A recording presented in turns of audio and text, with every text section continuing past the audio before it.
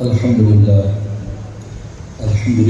نحمده ونستعينه ونستغفره ونؤمن به ونتوكل عليه ونعوذ بالله من شرور أنفسنا ومن سيئات أعمالنا من يهده الله فلا مضل له ومن يضلل فلا هادي له ونشهد أن لا إله إلا الله وحده لا شريك له ونشهد أن سيدنا وسندنا وحبيبنا وشفيعنا ومولانا محمدا عبده ورسوله صلى الله تعالى عليه وعلى آله وأصحابه وبارك وسلم. أما بعد فأعوذ بالله من الشيطان الرجيم. بسم الله الرحمن الرحيم. إنا نحن نزلنا الذكر وإنا له لحافظون. وقال تعالى لو أنزلنا هذا القرآن على جبل لرأيته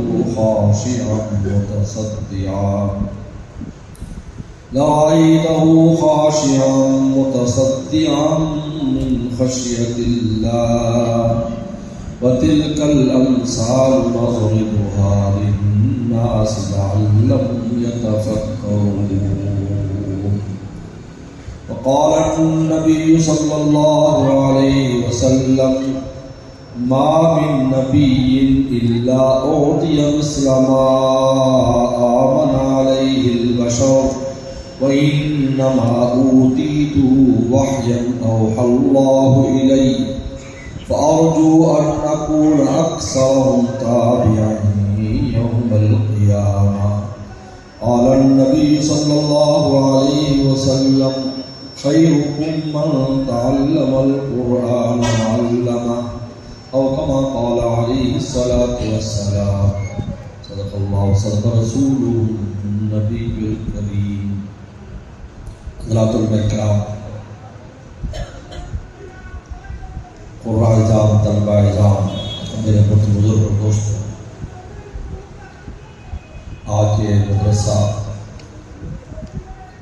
گلشن قادریہ کا رضوان موٹر باور نگر کا سالانہ جلسہ ہے. الحمدللہ آپ کے سامنے 13 طالب علموں نے بڑی خوبصورت انداز اور خوبصورت آواز اور بہترین طریقے پر قرآن مجید کی آیات پڑھی. میں سب سے پہلے سرپرست ادارہ ہمارے مخدوم محترم مولانا معین الدین بٹو صاحب اور ادارے کے نگران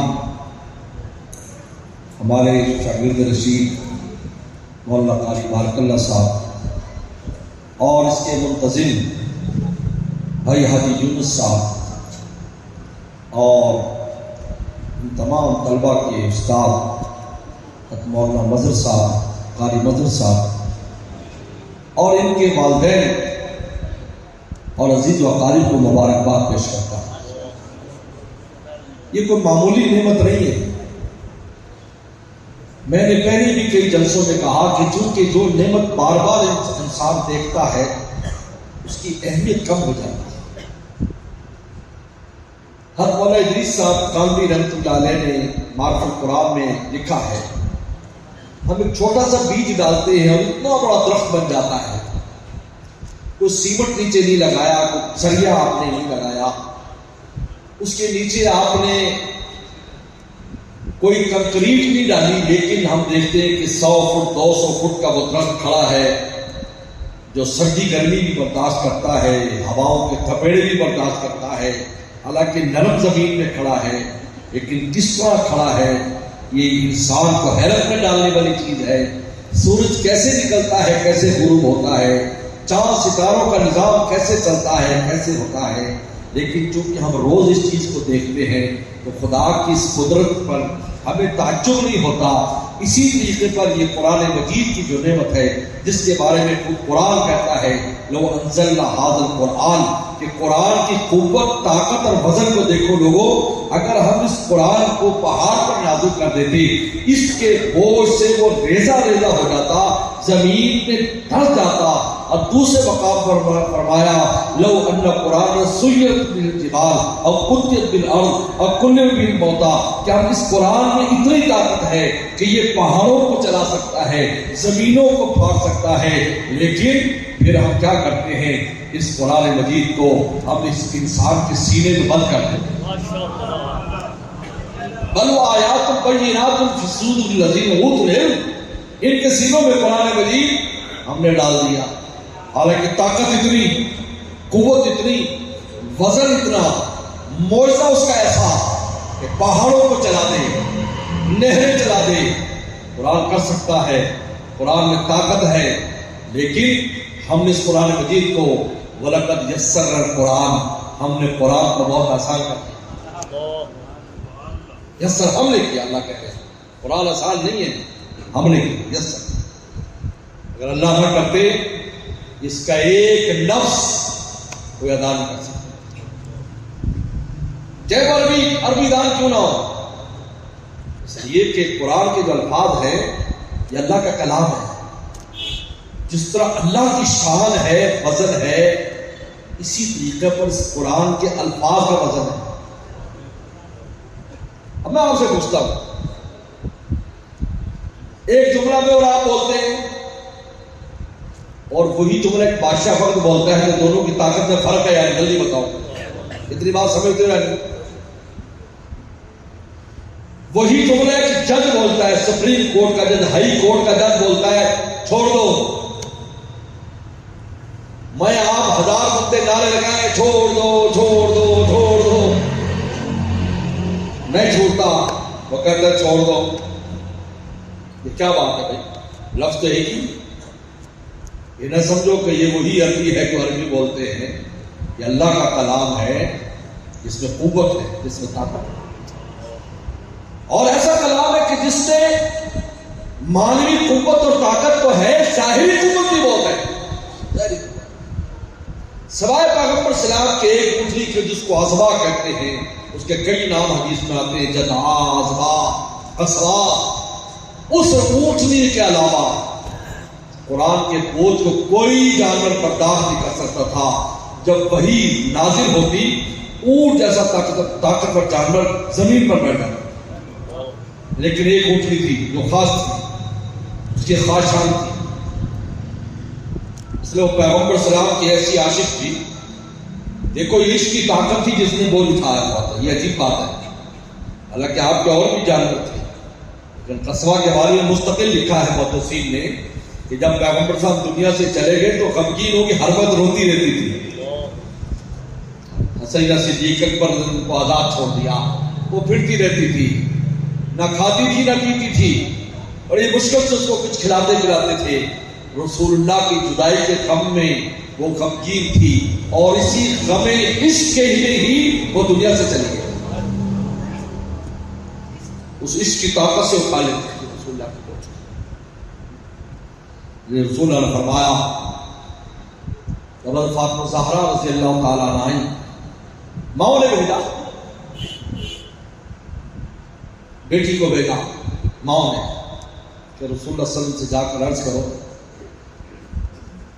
یہ صحابہ اکرام سے کہیں کہ جب کسی کو ہدیہ دینے کا دل چاہے تو فوراً دے دے، اس کا کیوں انتظار کرتا ہے کہ رسول اللہ صلی اللہ علیہ وسلم جب عائشہ کے گھر میں آئیں گے، اماں کے گھر میں رضی اللہ عنہا، تب ہدیہ دیں گے؟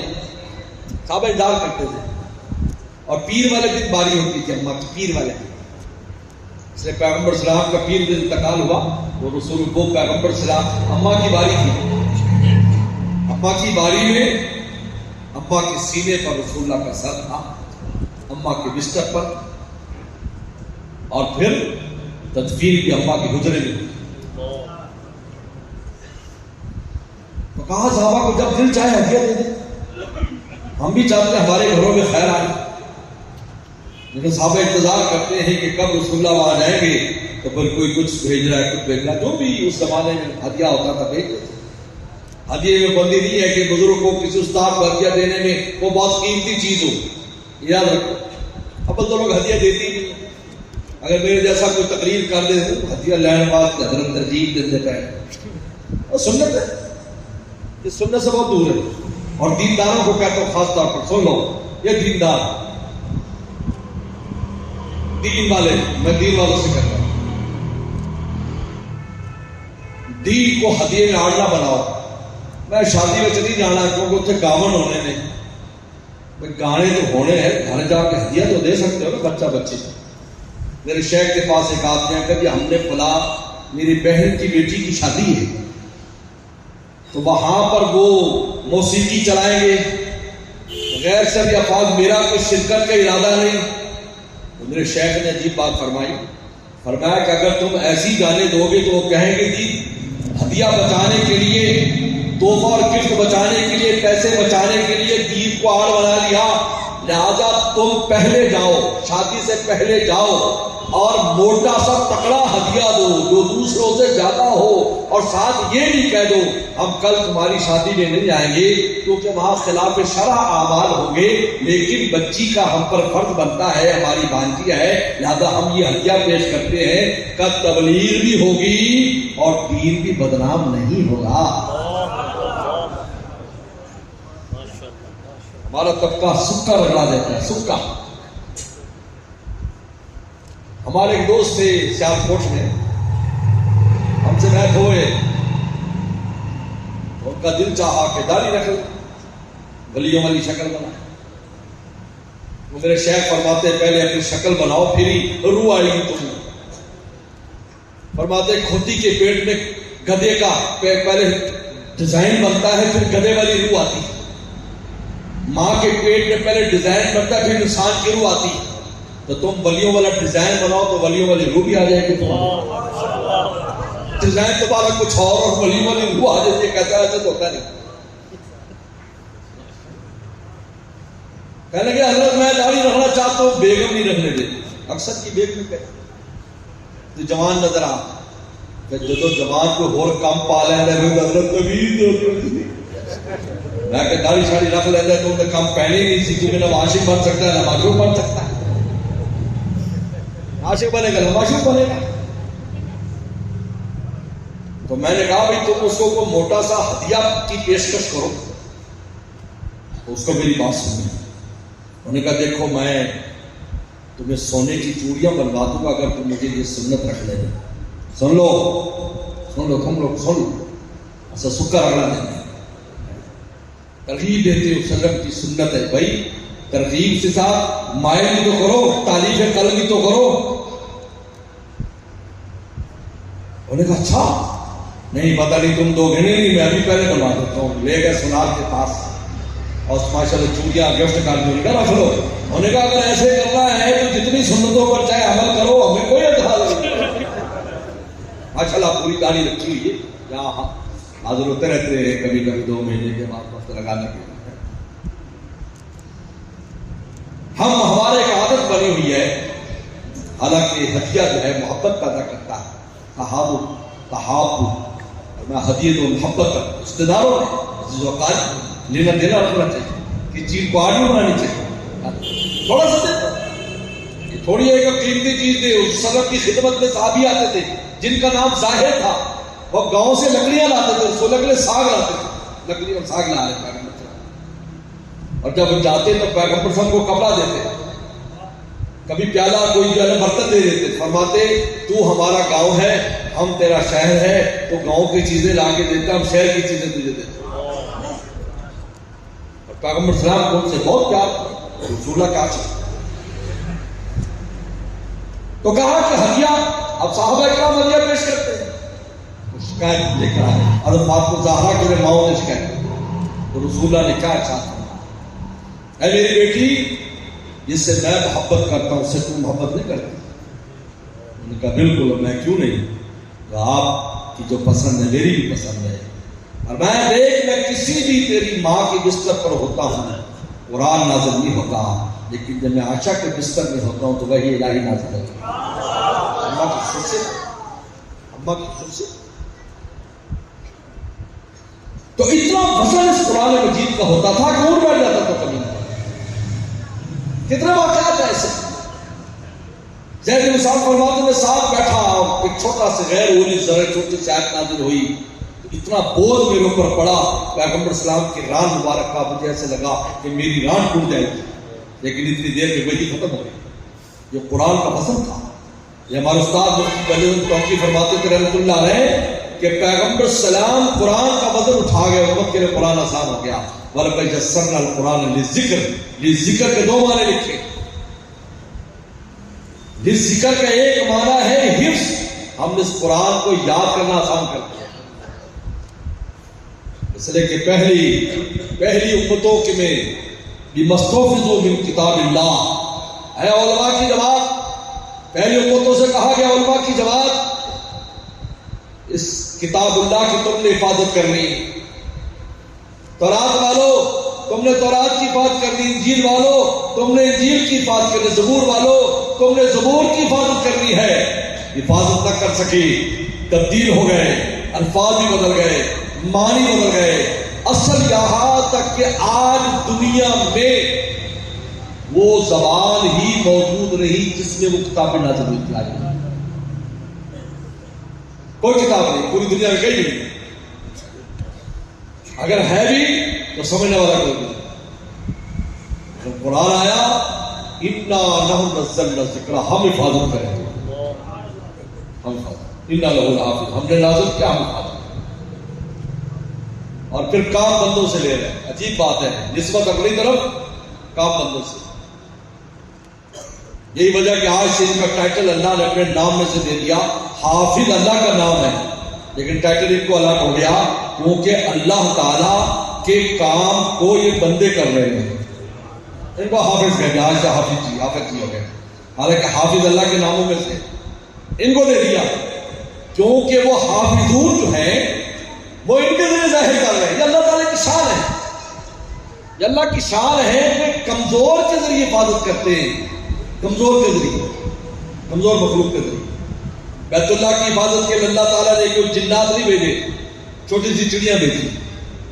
ادھر ہاتھی سب سے بڑا جانور اور چڑیا سب سے چھوٹے جانور, اس سے مروایا یہ بتانے کے لیے کہ طاقت اسباب پڑ رہی ہے, طاقت اس میں ہے جس کے پیچھے میں ہوں, وہ طاقت ہے. وہ کمزور نہیں, وہ چونٹی نہیں ہے.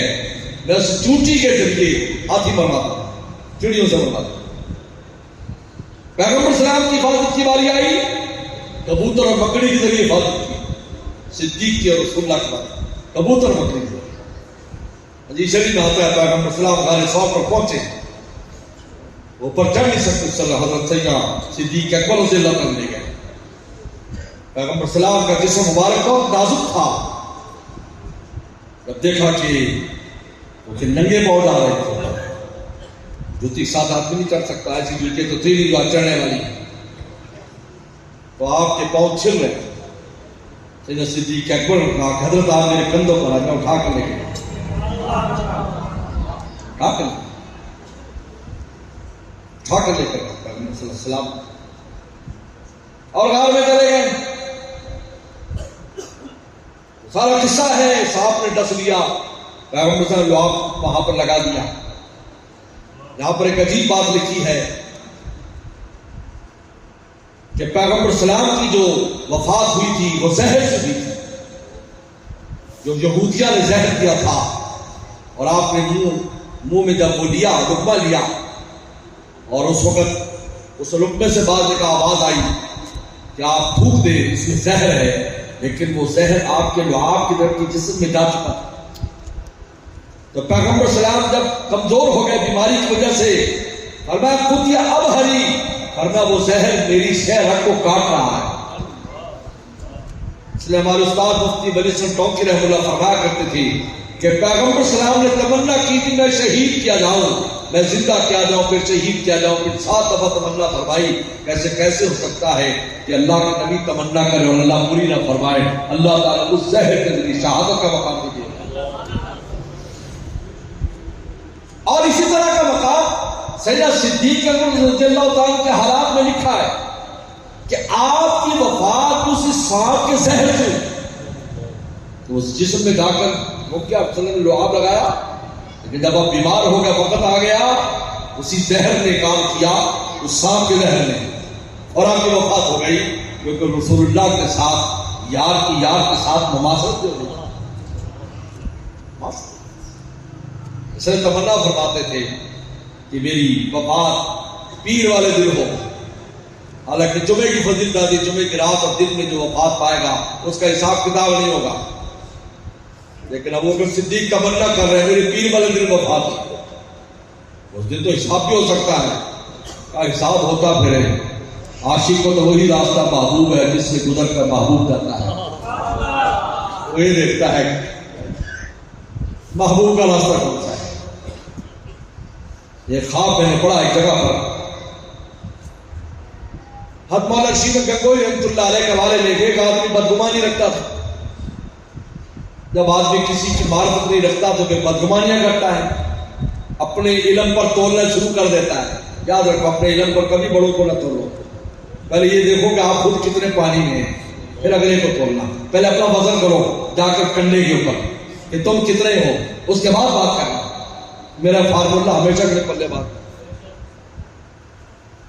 آج ہمارا حال یہ ہے کہ ہم ہر ایک کو بیٹھے تولتے رہتے ہیں، ہم خود کیا ہیں، الف سے بے نہیں آتا، سورہ فاتحہ نہیں آتا، قرآن شریف نہیں آتا ہمارے منسٹروں کو، وہ تولے گا وہ کی بات کو،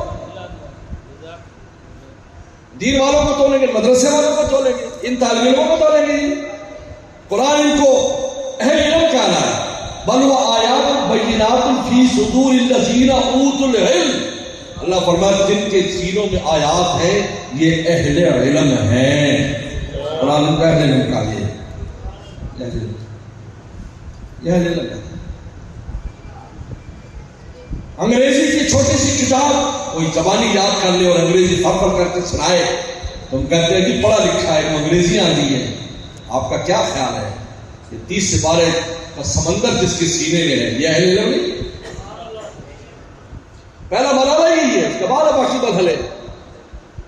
امام اوزاعی رحمۃ اللہ علیہ بہت بڑے عالم اور بہت بڑے بزرگ گزرے، بہت بڑے عالم ہیں، 200 سال تک شام میں ان کا مذہب چلا ہے۔ ان کے پاس کوئی آتا اس سے پوچھتے تجھے کتنا قرآن یاد ہے، اس سے اس کا مقام متعین کرتے تھے کہ اس کے سینے میں قرآن کتنا ہے۔ اس کے بعد کہتے ہیں ہاں تو بڑا آدمی ہے یا چھوٹا آدمی ہے، اور کسی اعتبار سے نہیں، کہ اللہ تعالیٰ نے فرمایا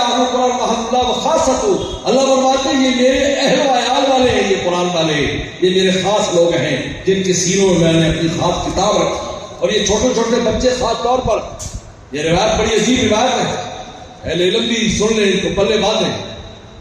حضرت ابو ہریرہ رضی اللہ عنہ کی مرفوع روایت ہے، فرمایا کہ چھوٹی عمر میں جن لوگوں کو قرآن یاد ہو جاتا ہے، قرآن اس کے رگو ریشے خون اور کھال میں جذب ہو جاتا ہے۔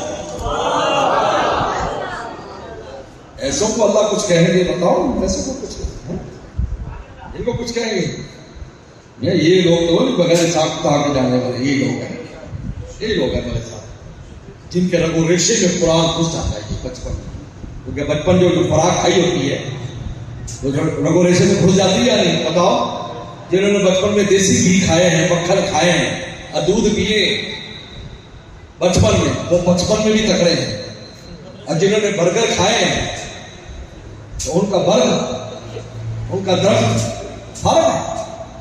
جوانوں کے عجیب عجیب حالتیں آتی ہیں، سگی دالیں پیتے ہیں، دال کی بڑی طاقت ہوتی ہے۔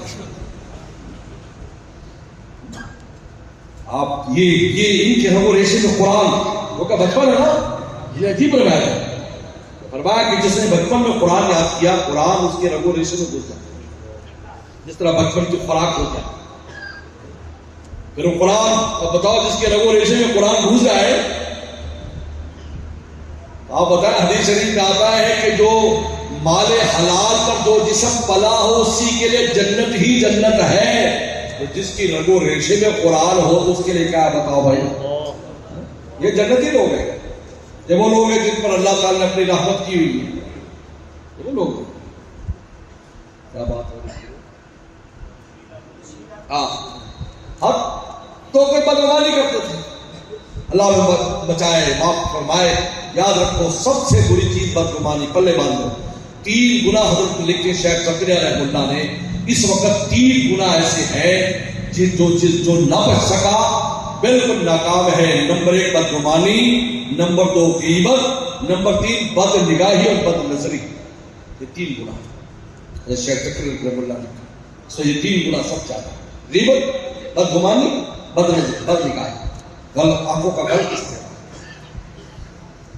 وہ بدگمانی کرتا تھا، اس نے خواب دیکھا کہ پیغمبر صلی اللہ علیہ وسلم تشریف لے جا رہے ہیں اور ان کے پیچھے ایک بچپا ہے جو دوڑ رہا ہے، یہ بھی پیچھے دوڑ رہا ہے۔ انہوں نے راستے میں دیکھا مولانا شیخ گنگوئی رحمۃ اللہ علیہ کو کہ پیغمبر صلی اللہ علیہ وسلم کے نقش پا تلاش کر کے ان پر قدم رکھ کر چلنے کی کوشش کرتے ہیں، تاکہ جہاں قدم لگا ہے بڑی جگہ واضح تھی، اس میں عجیب نور تھا، رسول اللہ جہاں قدم رکھ دیں تو بس۔ ان کے غلاموں کا حال یہ ہے، کرامت ہے تیری تیرے نیندوں میں اے ساتھی، جہاں رکھ دیں قدم اپنا وہیں میخانہ بن جائے۔ رسول اللہ صلی اللہ علیہ وسلم کا آج بھی ویسے اخبارات ہیں، میرے مرشد گئے ایک ان کے ساتھ جب پہلی حاضری ہوئی تو پیغمبر جہاں قدم لگے، جہاں نمازیں پڑھی، فرما دے کر فرمایا کرتے تھے یہ ہے تیرے قدموں کے نشانات کا عالم، کیا ہوگا تیری دید کی لذات کا عالم۔ جن نے دیکھا ہوگا ان کو کیا مزہ آیا ہوگا کہ قدموں کے نشانات کا یہ عالم ہے کہ ایک عالم اس پر فدا ہے۔ تو آپ تلاش کر کے جا رہے ہیں۔ وہ آدمیوں نے کہا کہ یہ کب پہنچے گے، اتنے آسا تو کوئی مت آگے جائے۔ لیکن جب آگے گئے جہاں پیغمبر سلام تشریف فرما ہوئے تو دیکھا حضرت گنگوئی رحمۃ اللہ علیہ رسول اللہ کے پہلو میں وہ حیران ہو گیا کہ بھئی یہ تو پیچھے سے آگے کیسے آ گئے؟ انہوں نے کہا اس لیے کہ یہ عاشق ہے جو نقش پا کی تلاش ہے، منزل پر وہی پہنچتا ہے جو نقش پا کی تلاش کرتا ہے۔ میرے دوستو، یہ قرآن مجید وَلَقَدْ يَسَّرْنَا الْقُرْآنَ، ہم نے آسان کیا ہے اور ہم حفاظت لیتے ہیں، اب ہم حفاظت کرتے ہیں، کمزوروں سے حفاظت کرائیں، ان بچوں سے حفاظت کرائیں۔ یہی وجہ ہے کہ پورے عالم میں کئی بار کوششیں ہوئی کہ قرآن مجید کو ختم کر دیا جائے، اللہ فرما آپ کو بات کرنا۔ اور آج تو الحمدللہ پورے عالم میں ماشاءاللہ کوئی تصور تھا کبھی کہ ایسی جگہوں پر درسگاہیں کھلیں گی، ایسی جگہوں پر درسگاہیں کھل رہی ہیں اور قرآن مجید سب سے پہلے قرآن مجید کا کام ہو رہا ہے، باقی سارے کام بعد میں، اور ہر طبقے میں، بادشاہ وقت سے لے کر نیچے فقیر تک آج آپ کو عالم میں ملے گا کہ حافظ قرآن بھی ہے، بادشاہ وقت بھی ہے۔ یہ ترکی کا صدر حافظ قرآن ہے اور کتنا تکڑا صدر ہے، کمزور صدر بھی نہیں، تکڑا صدر۔ ہر طبقے میں ہمارے استاد مفتی ولی خان ٹونکر رحمۃ اللہ فرماتے تھے یہ جو اللہ تعالیٰ نے ہر طبقے میں دین کی ہوا چلائی ہے کہ اپنے بچوں کو حافظ بنا رہے ہیں، پولیس والے بھی بنا رہے ہیں۔ دیکھو ابھی پولیس والوں کو انعام بھی ملا، لاکھ روپیہ سنا دیا ایک بچے کو جنہوں نے قرآن، کسی پولیس والے نے بچے نے حفظ کیا قرآن، ابھی ہمارے یہاں تقسیم ہوا، پالیسی آئی۔ آرمی والے قرآن مجید بچوں کا حفظ کرا رہے ہیں۔ جب بچہ حافظ کرے گا، ہمارے یہاں ایک بار کئی سال پہلے کی بات ہے، کافی انکوائریاں مدرسوں کی ہوتی رہتی ہیں، مدرسوں والے بیچارے زیر عتاب رہتے ہیں، وہ چھوٹے مدرسوں کے پیچھے پہنچ جاتے ہیں۔ خیر کوئی نہیں، نوکریاں بھی اس پر ملتے، ڈالر بھی ملتے، نوکریاں بھی اس پر قائم ہیں، مولویوں میں ہلاتے جلاتے رہو۔ ہم بھی رسول اللہ پڑھا دیتے ہیں۔ وہ تھے نا ملا جیبر رحمۃ اللہ علیہ، نور الانوار کے مصنف، یہ عالمگیر کے والد جو ہے اس کے دور کے،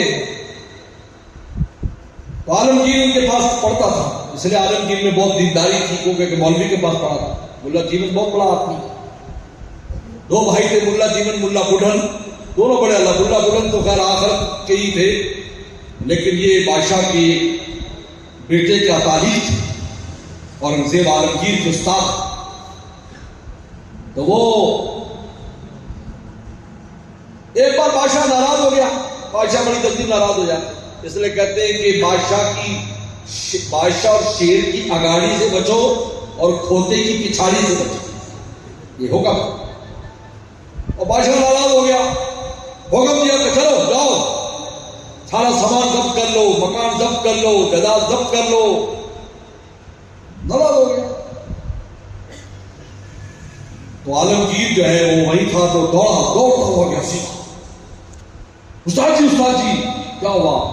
میرے بادشاہ نے آپ کے خلاف آرڈر جاری کر دیا, ابھی آپ کی گرفتاری ہونے والی ہے, سب مال اسباب ضبط ہو جائے گا. ایسے وہ منظر کو ہوتے رہتے تھے, دیکھتے رہتے تھے. ابن بطوطہ نے اپنی تاریخ میں لکھا ہے کہ ہندوستان کے بادشاہوں کا میں نے دربار دیکھے ہیں تو دروازوں کے اوپر 2-3 قتل روزانہ ہوا کرتے تھے ہر دروازے پر. وہ اپنی شان بڑھانے کے لیے چھوٹی سی بات پر قتل کراتے تھے. ہماری شان ہے, اللہ معاف فرمائے. تو حضرت نے کیا فرمایا؟ بولا جیون نے ہماری فوج لاؤ, ہماری فوج لاؤ. اب جلدی سے خادم لوٹا لے آیا, مسواک لے آیا, مصلی لے آیا. حضرت نے وضو کیا. انہوں نے کہا اچھا تیرا ابا فوج بھیج رہا ہے, ہم بھی ابھی فوج بلاتے ہیں. اور تو فوراً وہ چونکہ سمجھدار آدمی تھا, یہ اورنگزیب عالمگیر بہت سمجھدار تھا, ان چیزوں کو سمجھتا تھا. یہی وجہ اس کو بادشاہ مل گئی. حالانکہ اس کا بھائی بھی تھا, اس کو بادشاہ نہیں ملی. وہ کہ اللہ والے کے پاس گیا, اس کا بھائی دعا کرانے کے لیے, انہوں نے کہا کرسی پہ بیٹھ جا. میں نیچے بیٹھوں تیری مرضی. پیچھے اورنگزیب پہنچ گیا, انہوں نے کہا دعا کرو مجھے بادشاہ, بھائیوں میں اختلاف ہو گیا تھا, مجھے بادشاہ کا کرسی پہ بیٹھ جا. چھلانگ مار کے کرسی پہ بیٹھ گئے, کیونکہ وہ بزرگوں کے راز کو سمجھتے تھے. بیٹھ گئے. انہوں نے کہا جا کرسی تو مل گئی, تاج رہ گیا. انہوں نے کہا جی وہ بھی فرمایا کیسے ملے گا؟ وہ تیرا غلام جو تجھے وضو کراتا ہے تاج اس کے ہاتھ میں ہے, اب تیرا کام ہے تاج پہننا, بتا میں نے دیا. وہ گیا, جب وضو کا وقت ہوا نا تو بڑا سمجھدار تھا نا, تو اپنی پگڑی اس کو پکڑا دی. پہلے پکڑا دیتا تھا. اب وضو کیا اورنگزیب عالمگیر نے کہا یہ پگڑی میرے سر پہ رکھ دے. انہوں نے کہا جی آپ خود ہی رکھتے, پہلے بھی آپ خود ہی رکھتے, سٹ کر کے رکھتے, آپ خود ہی رکھ لیں. کنگا شیشہ دے دیا, آپ کر لیں, خود رکھ لیں. نہیں آپ تو کر دے, رکھ دے. ان کے نہیں, چلو نظر ہماری کو. تو سر پہ پگڑی رکھی اور اس بزرگ کو ایک موٹی سی سلاوت سنائی. انہوں نے کہا کمبخت نے میرا راز کھول دیا, اور اس کے بعد وہاں سے ایسے غائب ہوئے, پھر نظر نہیں آئے, اور یہ بادشاہ وقت بن گیا. وہ سیدھا دوڑا, ابا خیال کرنا اگر تیری فوج ہے تو آسمانی فوج بلا رہے ہیں, ایسا نہ ہو کہ آپ کی فوج سے پہلے ہی آپ تباہ ہو جائیں. تو بھائی ہم لوگ پھر کیا کرتے ہیں, ہم بھی شروع کر دیتے ہیں, وظیفے شروع کر دیتے ہیں. میرے دوستوں, تو وہ 2 آرمی کے 2 افسر آئے. میں اصل کی نماز کے لیے نکل رہا تھا. اچھا دونوں حافظ قرآن تھے ماشاء اللہ. تعارف کرا, میں میجر ہوں, میں لیکٹ پتہ کیا ہوتا ہے, اور ہم حافظ قرآن ہیں. اور یہ آیا کہ یہ آپ اتنا بڑا نظام آپ کا کیسے چلتا ہے؟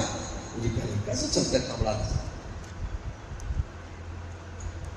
میں نے کہا آپ کے آرمی والے ماشاءاللہ کبھی کبھی بکرا بیچتے ہیں.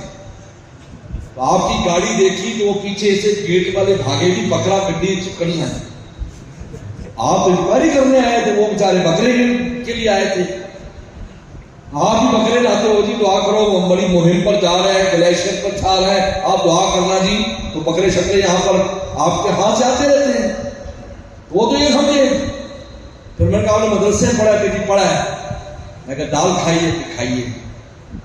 میں کہ اس وقت آپ نے سوال نہیں کہ استاد کتوں آتا ہے, اصل اکڑ کے مولانا صاحب معاف کرو, بس کوئی بات نہیں, صاحب اپنا کام کرے. میں تو بس یہ آیا کہ کچھ چیک کرنے کے. اللہ تعالیٰ فرماتے ہیں ہم حفاظت کرنے والے ہیں. اللہ تعالیٰ کے انسان ہے میرے دوستوں. آج پورے عالم میں, تو میرے استاد فرمایا کرتے تھے, یہ جو ہر طبقے میں علم دین اور دین داخل ہو رہا ہے, دراصل یہ امام مہدی علیہ السلام کی فوج تیار ہو رہی ہے.